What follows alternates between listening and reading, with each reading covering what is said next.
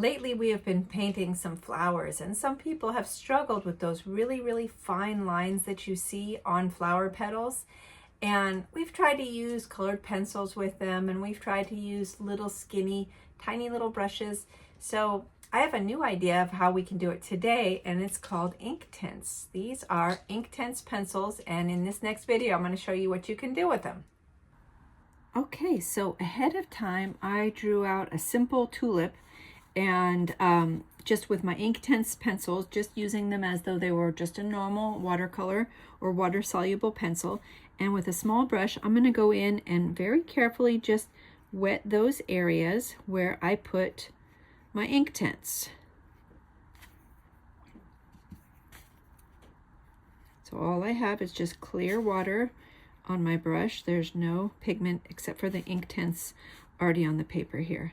And I'm basically going around and kind of wetting the lines that are already laid out.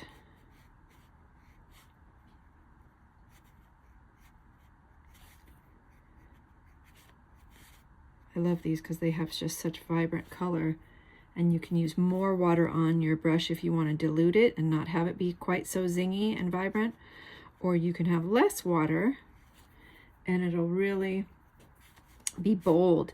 And also you can layer with these. So after this first round with my brush here dries, I could redraw again and intensify with that same color or a different color, it doesn't matter.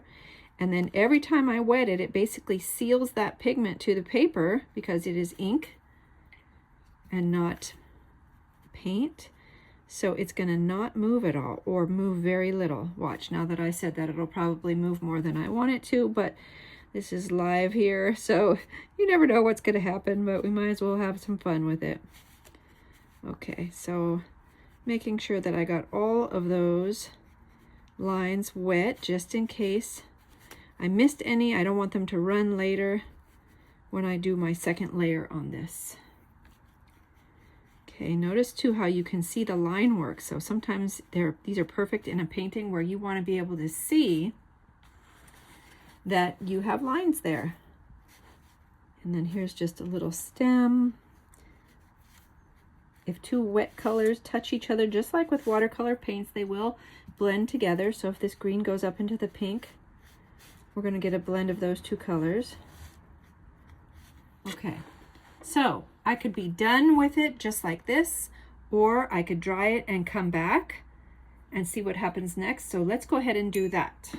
All right, this is all dry. I want to go ahead and put another color on here using a slightly larger brush so I can get nice bigger washes of paint on here.